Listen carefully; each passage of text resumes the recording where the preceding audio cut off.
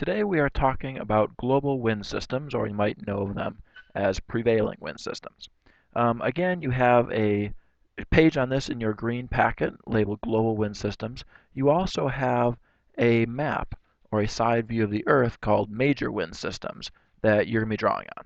And that's what we're going to start with. Um, Basically, if we look at the first sentence of the green packet, it says, the heating of the sun and the Coriolis effect combine to create three major wind zones and two calm zones in the northern and southern hemispheres. And we're going to describe each of these major wind zones and the calm zones and say kind of a little bit of how that relates to your life. We live in the westerlies, for example, because most of our storms come from the west. And we're going to fill out the map. So to start, take out your map of the major wind systems, and I'm going to get mine looking a little bit like yours. So you have yours started already. So I'm going to get mine going to look like yours. So basically we have the Earth. So here's the Earth. Okay, it's my round Earth, it's supposed to be round Earth. The equator is here. You have it on yours as 0 degrees. Okay, so there's the equator. You also have a line here. It's about 30 degrees. And then a line up here. You can go ahead and label that like 60 degrees. Same thing is true in the southern hemisphere. So southern hemisphere is the same. So we have a 30 degrees and a 60 degrees down here. Now, what we're talking about are the global wind patterns, the prevailing winds. So we need to start with is, well, how do we get these winds started? We get them started by the sun. The sun is going to heat the earth.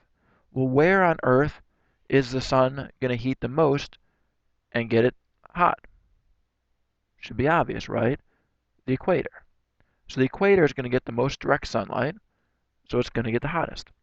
So what's the air at the equator going to do? Hot air rises. So at the equator, so now we're going to kind of I'm going to do it on the side. You have these drawn on yours already, so you don't have to draw these yet.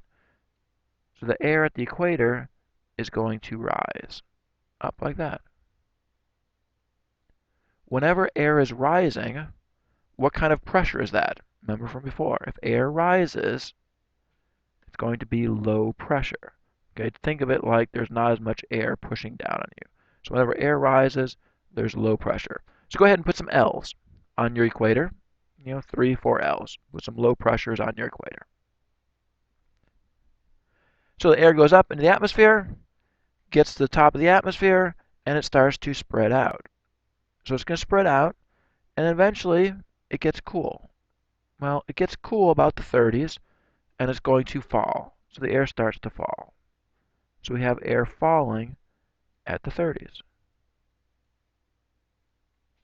Well, if air is falling, what pressure is that? So think of the air pushing down on top of you. It's going to make high pressure.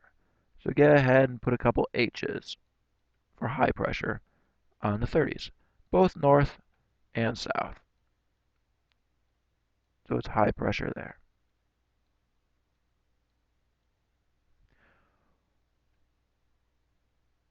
Now, it hits the ground, the air spreads out. So we've completed a cell here. These cells are called Hadley cells. I'll tell you why in a second. Not real important that you know that, just for history's sake.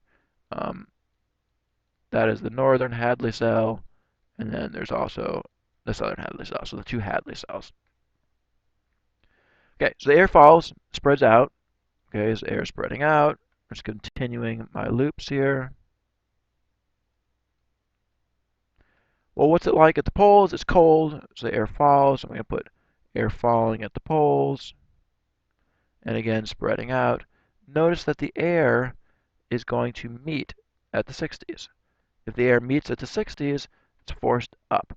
So now the air is rising at the 60s, like that. And then again, we can kind of complete the loop. So we can go over here, air falls, and we've made more cells. This one needs to go which way? This way, falling down. So you have these already made on your sheet. Okay, so we have three main cells in the northern hemisphere and 3 in the southern hemisphere. So we have lows at the equator, highs at the 30s. What are the 60s going to be? The air is rising. Again, what pressure is it when the air is rising up? It's low pressure. So the air rises, making low pressure. Air falls at the North Pole, so that's going to be high pressure. Put an H there. And it falls at the South Pole, so that would be high pressure there. So we have our highs and lows now, but we still haven't gotten to our global winds. Again, we're trying to talk about winds. So that's what we need to do next. I'm going to switch colors. So now we're going to get our wind. Our definition of wind before was air that moves from areas of high pressure to areas of low pressure. So that's what we're going to do. We're going to have our air going from high to low. But remember, can the air go straight from high to low? No. The Coriolis effect says the air has to be deflected or has to turn. Let's do the northern hemisphere first. So if the air is in the northern hemisphere, it goes out of the highs, out in which direction? Remember, clockwise and out of highs. So clockwise and out of highs, like that. So then now think the wind, if we follow the wind's direction, that's going to be this way. So clockwise and out of highs. And then up here, we have the same thing, clockwise and out of the highs. In the southern hemisphere, remember it goes counterclockwise out. So we have that. Okay, and you have these on your sheet. They just don't look that good, but they are there. And if you want to redraw them, you certainly can, like that. Now we have our wind systems. Okay, these ones here from the 0 to 30s, those are called the trade winds. So go ahead and label them trade winds. So 0 to 30 are the trade winds.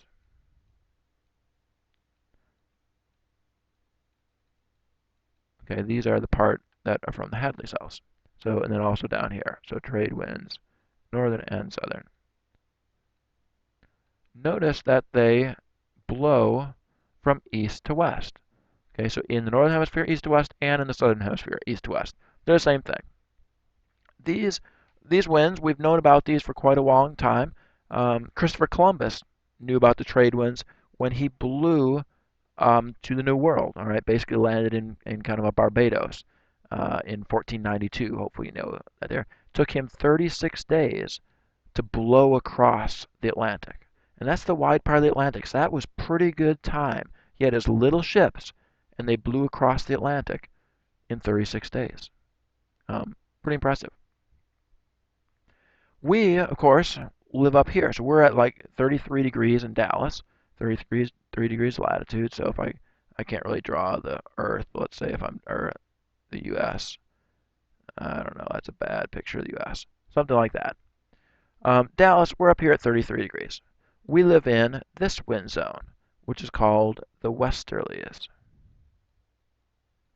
That's why, primarily, when we're looking for storms, tornadoes, things like that, we look to the southwest. And when we talk about tornadoes, we always see them go from the southwest to the northeast because we live in the westerlies. Okay, the prevailing winds for us are from the west. Now, sure, we can get storms blow out of the Gulf of Mexico, and things will change a little bit, but predominantly things are moving west to east. When we're looking at weather forecast, we look to see what happened to the west of us because we know it's going to be coming to us. So westerlies between 30 and 60s. 30 to 60 south, what are those? Well, they're also blowing west to east, so those are called the westerlies also. They're the westerlies.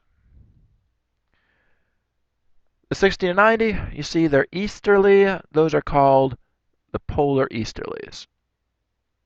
Polar easterlies.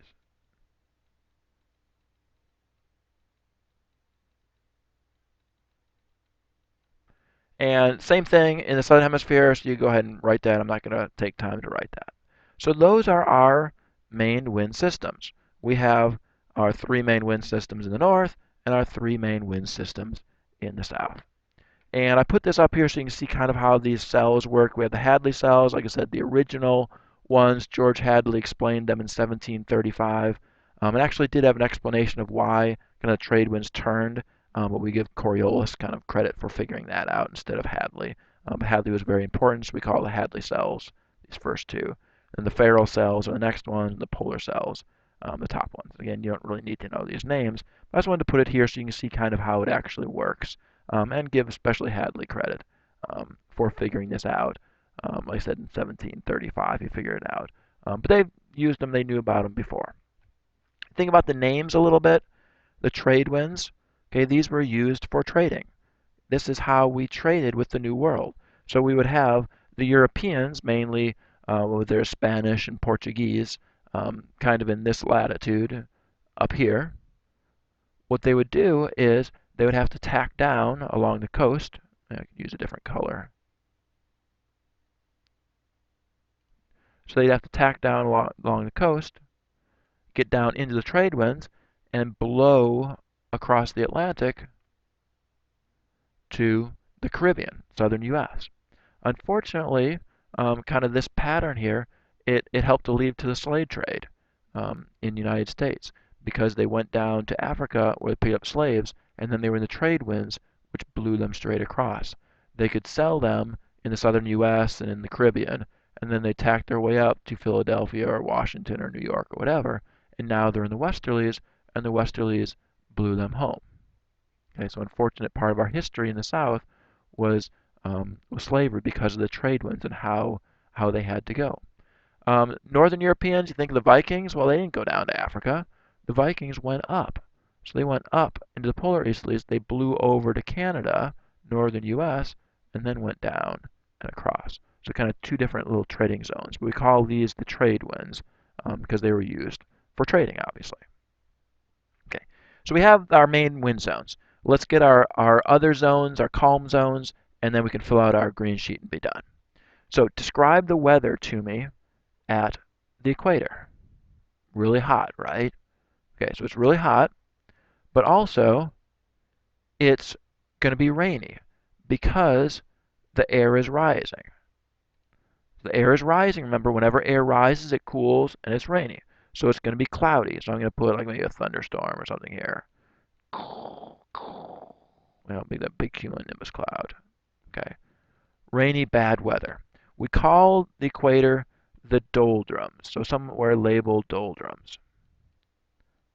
Okay, it's very gloomy, bad weather. You might have heard that word. Maybe you have a grandfather or something that if you're in a bad mood, he says, "Oh, you're in the doldrums." It kind of means you're gloomy in a bad mood. That's the equator, the doldrums. What's it like at the 30s? The air is falling, so it's going to be high pressure. So it's going to be sunny. I'll just put a little picture of a sun. It's going to be very sunny, clear, kind of windless. So we call the 30s the horse latitudes. Kind of interesting story about why they're called the horse latitudes. I'm not going to spend the time to tell the story now. Go ahead and look it up. Okay, so look up why we call the 30s the horse latitudes. If you're a big fan of horses, maybe don't look it up. But otherwise, go ahead and look up and see why we call the 30s the horse latitudes. Okay. So in the horse latitudes, again, it's going to be windless. The air is gradually descending, very little wind. And kind of thinking, tying into the story a little bit, is when the ships were crossing the ocean, they would hope that there wasn't a storm or something that would push them up into the horse latitudes because their sails would just drop and they'd be stuck in there. What normally might be like a 36-day trip, a 3 or 4 months trip, might turn into 6, 7, 8 months trip trying to cross the ocean if they got stuck in the horse latitudes because there's no wind to push the sails. Like I said, you can look up the horse latitude story. Okay, let me move on to the next slide. It's not mine. Some other pictures here, and we can see the doldrums here, rainy, the horse latitudes, they have listed there. And you see the arrows, so your picture, should look something like that. Okay, the moist rising air at the equator, descending. You see they have the storm, like I put in ours, the descending air here. And next picture here, same kind of thing, with a little fancier maybe. Again, it shows the doldrums with the clouds and also the air falling. So lots of times we have deserts. You see we have deserts at the 30s because the air is falling, high pressure, very drying, and rainy at the equator, the doldrums, because the air is rising. Okay, so on your green sheet, let's just really quickly fill out the blanks what you should have. So the doldrums, remember, is the rainy equatorial belt of low pressure and rising air. The horse latitudes are the belts of high pressure and dry descending air, located at 30 degrees north and 30 degrees south. The trade winds are winds that originate in the horse latitudes and blow towards the doldrums. So they go east to west. Okay, the trade winds are easterly winds blowing east to west. The westerly winds, they're winds blowing west to east, located from 360 degrees north and 36 degrees south. And then the polar easterlies are winds originating near the poles and blowing from the east to the west. So from the poles to 60 degrees north, and from the South Pole to 60 degrees south. We're going to talk more about jet streams later, but you see on your map, they do have the jet streams listed, and they have the jet streams listed. I can find it kind of up in here and in here. I said we're going to talk about the jet streams coming up on a different day. But those are the prevailing wind systems or the global wind systems.